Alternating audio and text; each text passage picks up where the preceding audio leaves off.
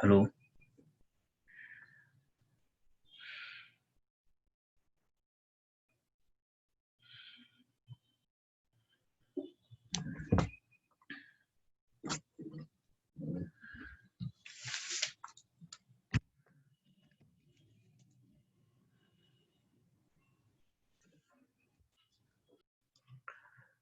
As event A or B represent A union B, event A and B represent here A intersection B.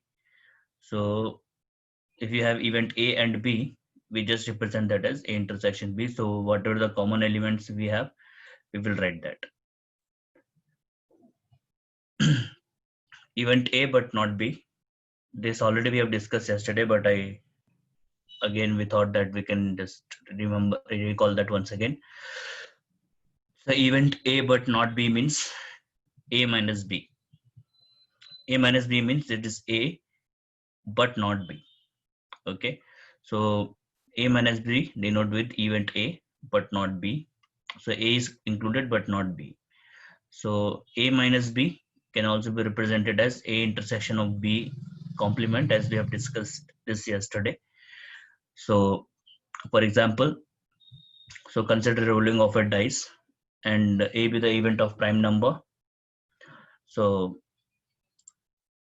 what is the prime number here? So if A is the element of getting the prime number, so what are the prime numbers here? Prime numbers will be 2, 3, 5, and B is the event of getting odd number. So B element, the set of B element will be, what are B element? 1, 3, 5. This is for prime number. And this is for odd number.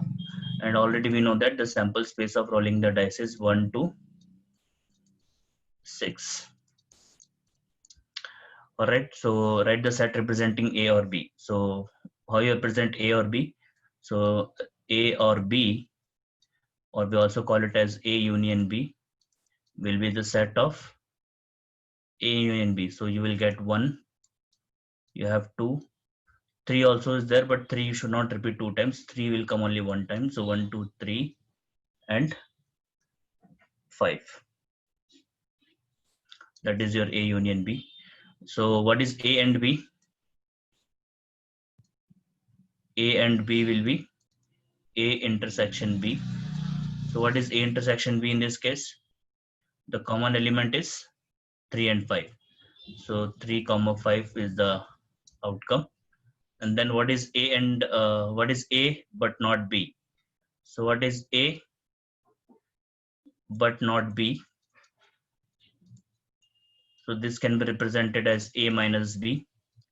So how you represent what is the element you will get of A minus B? So A minus B means element which is in A but not in B. So the only element which is in A and not in B is 2. So we will get 2. You can also represent this with Venn diagram. We have discussed this in so many previous classes, that how to represent this in Venn diagram. So this is just to recall, I'm doing it. So not A means it is A complement. So what is A complement here?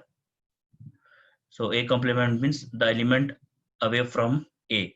So 2, 3, and 5. So 2, 3, and 5. So from the sample space 2, 3, and 5, we have to neglect. So what are the element is left out, which is 1, 4, and 6. That will be your A complement. So 1, 4, 6 will be the elements here. So this is just a quick recall of all the elements.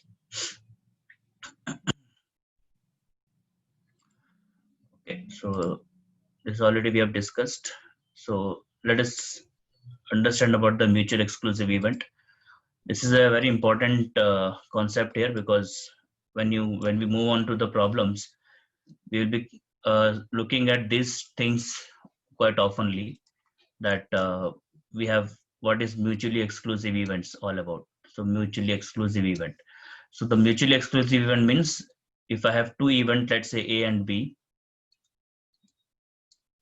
if you have two events in A and B. So event A and B are called mutually exclusive or disjoint when the occurrence of one event excludes the occurrence of other event. It means when you take the intersection of both the event, there is no common element. You have a null set. So this is the condition for disjoint set. So the occurrence of this event it excludes the occurrence of element B. So this is the condition for disjoint set. So if A union A intersection B is null set, then it is a disjoint set. So in experiment of rolling a dice, you all know that we have sample space 1 to 6. So if you consider A as a odd number and B as an even number, so here is the outcome of A, 1, 3, 5. This is the outcome of B. So when you can see that when you take A intersection B, there is no common element. So A and B are disjoint sets. Okay, so again, for the same sample space, if you take another event, let's say A is an odd number. If you have A as odd number appear and B as a number less than 4, B as a number less than 4, then what kind is it a disjoint set? So A is 1, 3, 5 and B is 1, 2, 3. So you can see that 3 belongs to A also, 3 belongs to B also. Therefore, A and B are not disjoint set because you have element 3 common. So A intersection B is not empty set in this case. So A and B are not mutually exclusive.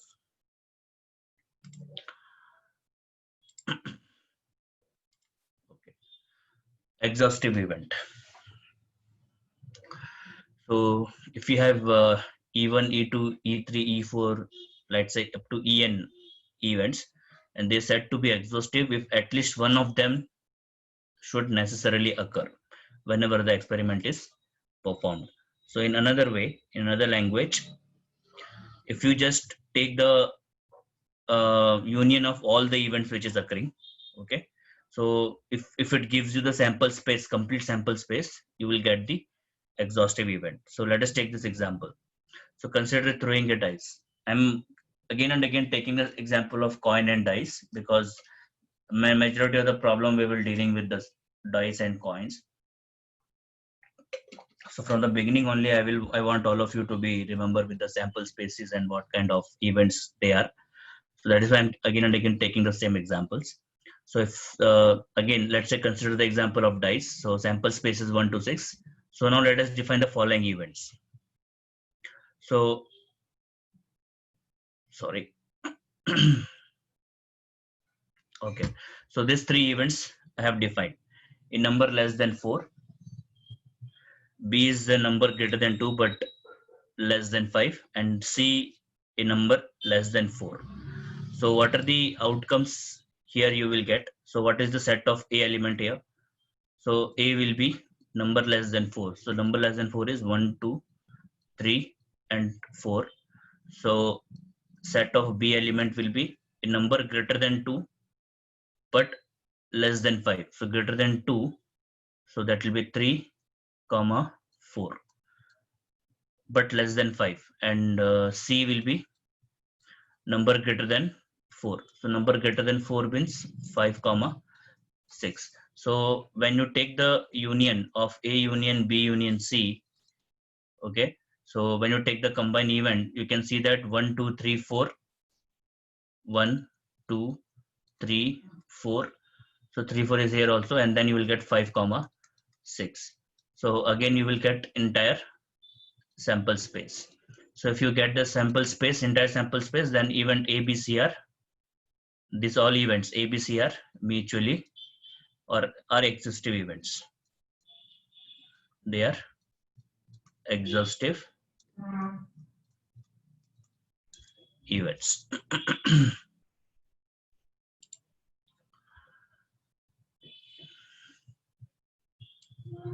Number less than 4. Okay, yeah, fine. So number less than 4 means 4 will not appear in this case. Yes, right. Number less than 4 means 4 will not appear here. So 1, 2, 3. So 3 is there, then 4, 5, 6. But still you will get the complete sample space. But still this holds true. Right? Okay. So yeah, correct. So this is the exhaustive event. Fine. So let us take this example. So consider a coin toss 3 times. So consider the following event. So what are the, first of all, what is the outcome of tossing the coin 3 times? Can you tell me the outcome of samples? What is our sample space when you toss the coin 3 times? We have already discussed that. How many outcomes we will get? Actually, we will get 2 power 3. So we will get 2 power 3. It means we should get 8 outcomes. Not 9 outcome. It is 8 outcomes. A coin is tossed 3 times. So 8 outcomes you should get. Yes. So what are the outcomes here we will get? We will get head, head, head. We should get head, head, tail. We should get head, tail, head. We should get head, tail, tail. We may get tail, tail, and tail. Yes. We should also get tail, tail, head, and tail, head, tail, and tail, head, head. So you can also use a T diagram and you can write the sample space. So we have already discussed this earlier. So A is the event that no head appears. So what is the elements for A? No head appears. So where we have no head appears, only one place, which is tail, tail, and tail. It is the only outcome. Then B, exactly one head appears. So exactly one head appear means here we have only one head appears. So this will be HTT, comma. Then here also we have exactly one head. So that will be TTH. Then we have THT. And then that's all. Only 3 outcomes we will get. Anywhere else we have only one head? No. So what is the outcome of C? At least 2 head appears. So at least 2 means 2 or more head we have to look into. So 2 or more head. So 2 or more head means here we have 3 heads. So head, head, head will come. Then you have HHT because you have 2 head here. Again you have HTH. You have 2 heads here. So this will not come because it is 2 or more. So this is also will not come. This is also will not come. This will not come. This will come. So this will be T, H, and H. So when we have to check whether they are exhaustive event and they are mutually exclusive or not. Both we have to check. So how we have to check now? First you take the union of A union B. Okay. So when you take A union B, union C, I will take together. So you can see that when you take A union B, union C, all the elements you will get. So actually this is nothing but same sample space you will get. I'm not writing that all the elements. Same element you will get as sample spaces. You can see here. You will get HHH, you will get HTT 1, 2, 3, 4, 5, 6, 7, 8. All the 8 elements should come here. All 8 will come. So it is a exhaustive event. It is exhaustive. But are they mutually exclusive? Let us check. So when you take the A intersection B, any common element? No. So they are null set. So when you take B intersection C, any common element? HTT, no. So no common element. So this is also null set. So when you take C intersection A, any common element? No common element. So again, this is null set. So you can see that all the intersection is null set. So they are also what? mutually exclusive. Actually, they are pairwise mutually exclusive. We also can say that they are pairwise mutually exclusive because you have three pairs here, 1, 2, and 3. So they are pairwise mutually exclusive. If anywhere you have doubt, put me in the comment chat box so that I can unmute yourself. So this is all the history.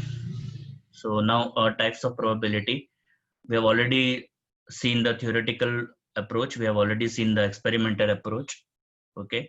Now we look into the axiomatic probability, which we're going to work now. So axiomatic probability. So this probability is known as Kolmogorov axiom because it is developed by the Kolmogorov. Okay. So what is this axiomatic probability? Let us see. Okay. So axiomatic approach. So previously we have studied some method of assigning probability to the event. We have already seen that we are assigning some probabilities to the event associated with the experiment having no number of total outcome. For example, tossing a coin or throwing a dice. This is what we have seen frequently. So the axiomatic approach is another way of describing probability. In this approach, there are some rules or axioms are described which need to be followed to describe the probabilities. So what are those rules now? So let us first define the rules now. Whatever the event you define, okay, for any event, the probability of that event will always lie between 0 to 1. I've already discussed that earlier. Second rule is that the probability of entire sample space, when you add, it should be exactly 1. If it is not 1, then there is some mistake in the probabilities. Okay. And if E and F are mutually exclusive event, it means the element intersection F is empty set, then the probability of E union F is probability of E plus probability of F. This is the three rules it has to follow. These are the three axioms it has to follow. So, for example, in tossing a coin, we can assign the number 1 by 2 to each outcome head and tail. You know that. So if you toss the coin one time, you will get either head, or you will get either tail. So the probability of getting head is also half. The probability of getting tail is also half, right? So probability of H is half and probability of this also will be half. So clearly this assignment satisfies both the condition. It means when you add the probability, you will get exactly 1. So the condition satisfies. Okay, but if you take another assignment, this is some randomly that probability of H is 1 by 4 and 3 by 4, still this holds true. Still this holds true because both the condition 1 and 2 is valid for H and T. What are these two conditions here? You can see the probability of this event is between 0 and 1. Between 0 and 1. Probability of this also is between 0 and 1. And when you add these two, you will get exactly probability of sample space as 1.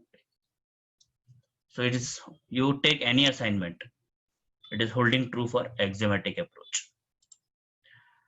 Okay.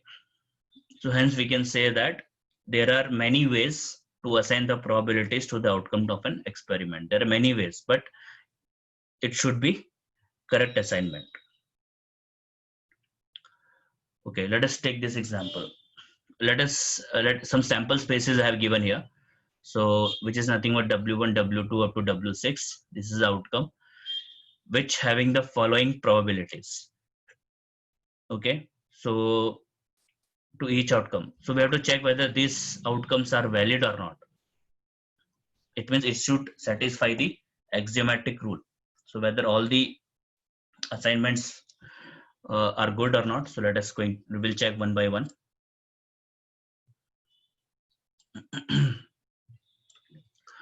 Okay, when you come to the first assignment here, let's say A, the first assignment you check that all the element 1 by 6 and 1 by 6, they're all probabilities are between, all the probabilities of, I'm taking A here, are between 0 and 1. So this condition holds. Next, when you add all these probabilities, so 1 by 6 plus 1 by 6 plus 1 by 6, so how many you have? 1, 2, 3, 4, 5, 6. Denominator is all same. So again, when you add all this, so summation of probability of A, you are getting exactly 1. So yes, this assignment is correct. This is correct. Okay, now let us check the second assignment, B. So all the probabilities are between 0 and 1. So first condition satisfied. And when you add all this, so again you have 0, 0, 0 plus 1. So we'll get 0 plus 1. Okay, so even this assignment is also correct. So A and B are the correct assignments. What about C? If you see C part, the probability here is negative, minus 1 by 4 and minus 3 by 4. So which is not belongs to 0 and 1. It should be between 0 and 1. So the first condition itself fails. So this is not a correct assignment. Probabilities cannot be negative. So this is not a correct assignment. Let's check about the D part. This is okay. This is okay. 1 by 6 okay. 1 by 6 okay. 1 by but the problem here is 3 by 2. So when you calculate 3 by 2, so 2 1 are 2 point something. So probability is exceeding more than 1. It should be between 0 and 1. So this assignment is also not correct because the probability of the sixth one is exceeding 1 here. Okay, this is also not correct assignment. What about E? So all the probabilities are between 0 and 1. So first property holds. What about second property? So just add all this. Is it exactly 1? Is it exactly 1? 0.6 plus 0.5 plus 0.4 plus 0.3 plus 0.2 plus 0.1. Check quickly. Is it exactly 1?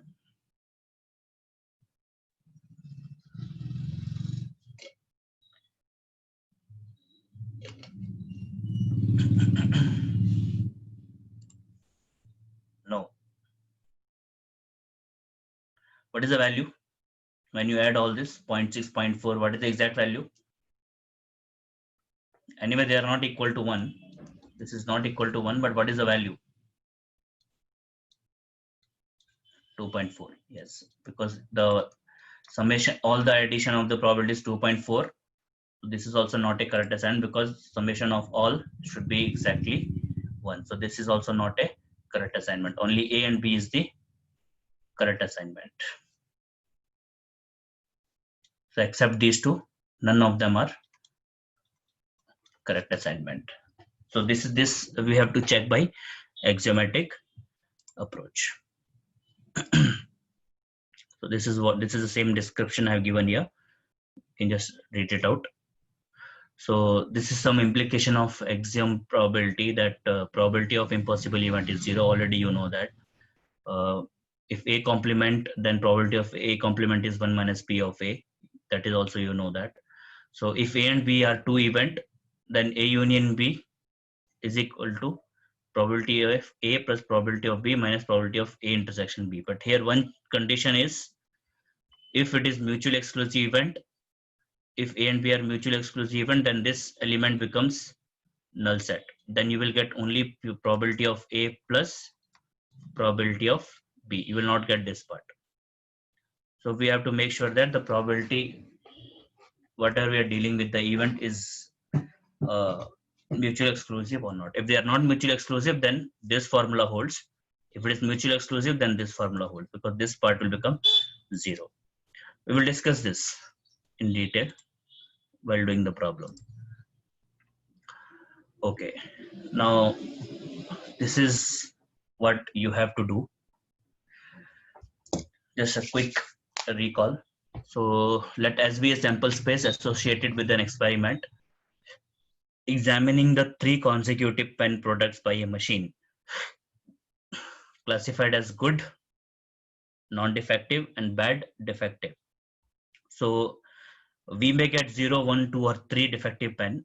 We will discuss why I have written 0, 1, 2, 3. As a result of the examination, a sample space associated with this experiment is. So you have to tell me what are the sample spaces associated for this setup. This is the setup now. What is the setup? That there's a machine, okay, and there are 3 consecutive pen has been examining now. So the outcome may be that the pen may be good, then pen can be not good. It means it is defective and non-defective. So what are these sample spaces first? They're talking about the sample spaces. So can you just quickly try and tell me the sample space with pen and paper? I will also do it quickly here. So let us take, we are doing 3 consecutive, examining 3 consecutive pen. Okay. So let's say first examine. Okay. Then let's say second time examine. And then third time. Okay. So at the first time examining, again, you may get good pen, you may get bad pen. Okay. So when you examine the second time, again, you may get a good pen, you may get a bad, you can defective, you may get a good pen, you may get a bad pen. So again, when you examine that third time, you may get a good, you may get a bad. Again, when you examine, you may get good pen and you may get a bad pen. Similarly, here also you may get good and bad, and here also you will get good and bad. So we are doing 3 consecutive examining, and for each examine we'll get 2 outcome. So I'm very much sure that you should get 2 power 3, 8 sample space you should get. So what are the sample spaces we have? So sample spaces are good, good, good, GGG, then GGB, good, good, and bad. Then GBG, good, bad, GBG. Okay, so this is also then GBB, GBB. Okay, then what is BGG? Then you will have BGG. Then you have BGB. Then this will be BGB. So BGG over BGB is over. So then BBG, BBG, and then BBB.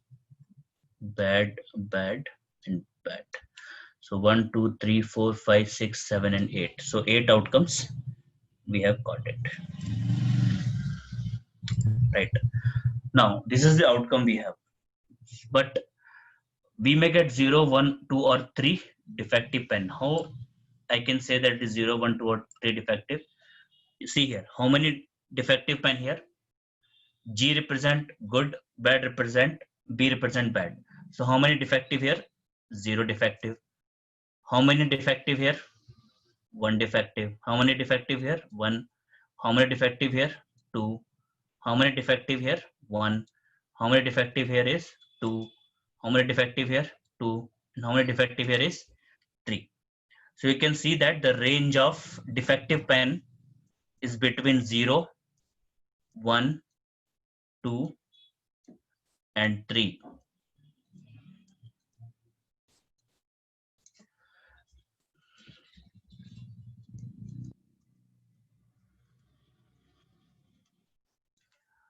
So whether one repeating 2 times or 2 repeating 2 doesn't matter. So this is the only possibilities you may get. You may get either 0 defective pen, you may get 1 defective pen, you may get 2 defective pen, and you may get 3 defective pen. Okay. So, but what we have to do with this idea?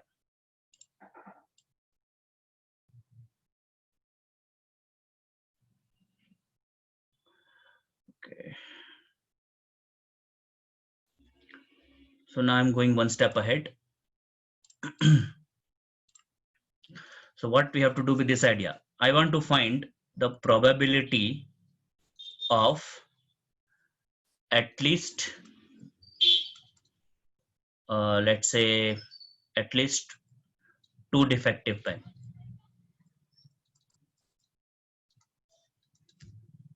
From this setup, a person who is examining the pen, I want to find that the number of pens which I have taken, what are the probability of at least 2 pen defective. So what are those?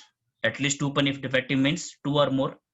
So 2 or more means, to answer this question, what you have to do first?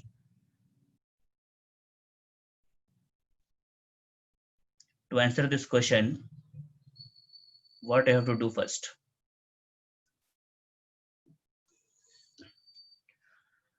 For this sample spaces, all the events have equally likely to occur, right?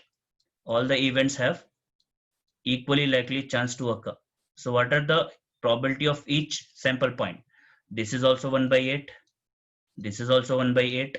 Probability of this event sample is also 1 by 8. This is also 1 by 8. This is also 1 by 8. 1 by 8. 1 by 8 and 1 by 8. Am I right? All the events are equally likely to occur. So now I'm finding the probability of at least 2 pen defective. So at least 2 pen defective means 2 or more. So where I have 2 or more? Here, here, here, and here.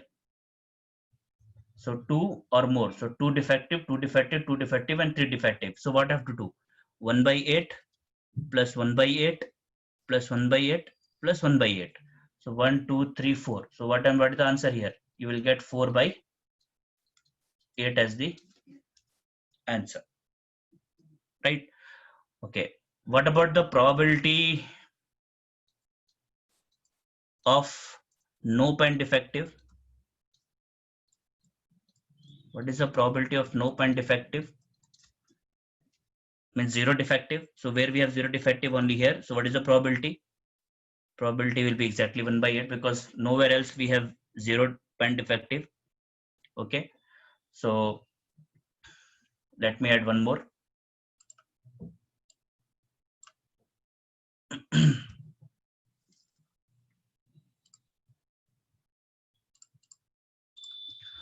So can you answer me this? What is the probability of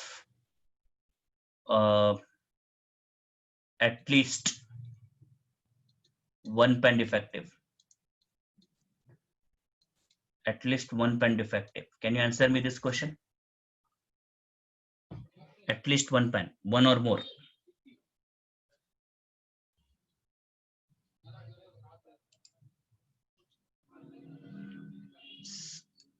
Abhinav 7 by 8. Vadiraj 7 by 8. Okay. Kritika 7 by 8. Okay. Good. So exact at least 1 pen. So at least 1 means 1 or more. So 1 also will include, this also will include, 2 also will include, this also will include, this also will include, this also will include, and this also will include. So except this, all will include. So definitely you have 7 here. So that will be 7 by 8. Okay. So this is one way of defining now. So now I think we have understood the idea, but in the upcoming chapter, when I will deal with the next chapter here, I will be not defining the probabilities in this manner. Okay. Like writing all the sample spaces, and this is very complicated part, which we do it here. So in the next upcoming chapters, the way we define the probability, I will show you here only. So we will write the outcomes, or we generally not say that as outcome. We call it as random number. Okay. So we'll create a table. We call it as a random number. I will just quickly show you. So random number is 0, 1, 2, 3, and the probabilities.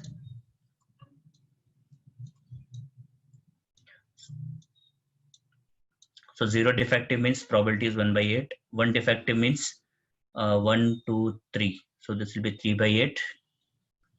2 defective means 1 by 8, 2, 3. So this is also 3 by 8. and 3 defective is 1 by 8. This is the way we generally represent the probability for this setup. Okay, so this kind of setup you will be able to see from the next chapter onwards. So what this represent now? The ranges which I have discussed earlier. One second. Yeah. So what is the random number? Random number is a real value. It is any real value associated with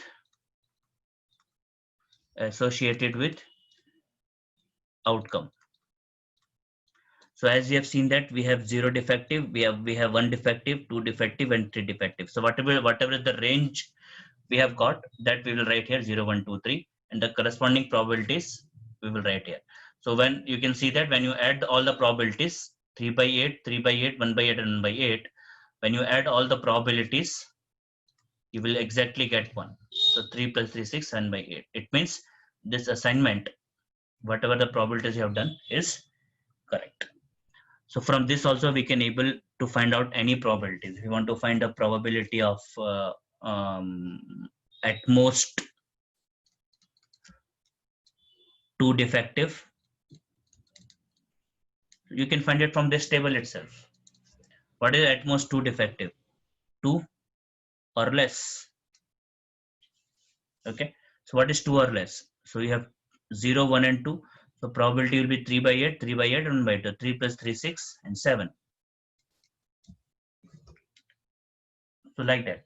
So these all arrangements we will see in detail in the next chapter, but I have given you the glimpse in this only. So this is all the description I have already given you. So next is probability of equally likely outcome. We've already discussed this equally likely outcome, so I'll just quickly run through with this slide. All the outcomes we have equal chance of occurring. So you will get number of outcome by total number of possible outcome. We have discussed this already. So probability of event A or B. Okay. It's 10:23. So let us now find the probability of A or B, which is probability of A union B. I'll just quickly go through because we have already discussed this. So A union B, you have A and B two events. When you take the union, you will get this outcome. So because it is taking head, and the why it is 1 by 8 here. Why have taken 1 by 8? Because you're tossing 3 times. So you have sample space. You have sample space contains 8 elements here. And each element have equal chance of being occurring. So if you take probability of this is also 1 by 8, this is also 1 by 8, 1 by 8, 1 by 8, similarly. So that is why I have taken 1 by 8, 1 by 8, 1 by 8, and 1 by 8. All right. So just quickly go through this. Probability of A or B. I'll just quickly run through that.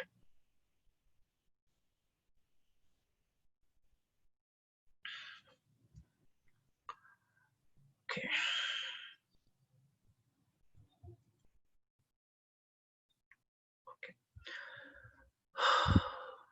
Proof of A union B. Okay. Before I go to the proof of A union B, one thing you understand it here. In this event, you can see that when you have calculated the probability of A union B as half, and when you calculate probability of A and probability of B separately, okay, 3 by 8 and 3 by 8. One thing you notice that probability of HTH, here also it is there. Probability of THH, here also you have. So basically you have counted 2 times here. Okay, so that is why what I have to do now, the point HTH and THH are both common to A and B. It means what? Your A union B A intersection B is not a null set. So if A union B is not a null set, in the previous slide I've already told you that the formula for A union B will be probability of A plus probability of B minus probability of A intersection B.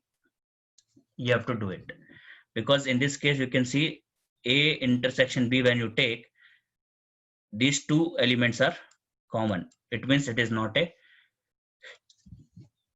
null set. That is why I have written here this formula. Okay, and why I have done this, I have given the explanation here, because in the computation of P of A and P of P, the probabilities of these two we have done 2 times, included twice. So element of intersection B are included twice, so that you have to subtract from the probabilities. That is why I have subtracted here. So just remember that if this element is not null set, then you have to subtract this point. If it is null set, then don't include this part. That's the only point you have to remember. So this is just a proof. I'll not run through this. I'll just quickly go through this. Already you know that A union B.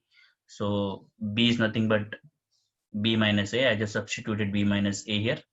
So where A and B minus A are mutually exclusive, there is no common element at all.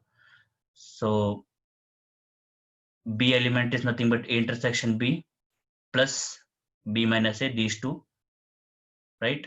So from exam 3 of the probability, A union B is equal to probability of A plus probability of B minus A. We already know that. Just include the probability here. For this, just include the probability here. Probability of A union B is probability of A plus probability of B minus A. This is equation number 1. And probability of B will be probability of A intersection B plus probability of B minus A, 1 and 2. So now you have to subtract these two. So just subtract these two. So when you subtract these two, you will get the corresponding outcome. It is simple calculation, so I'm not doing it. So when you subtract 1 from 2, subtract these two. So what will get here? You will get A union B minus probability of B, one side, is equal to probability of A plus probability B minus A. These two get cancels out. You will get minus probability of intersection B. So what is, you take this side, so you will get probability of A plus probability of B minus probability of A intersection B. This is a just quick proof I have given.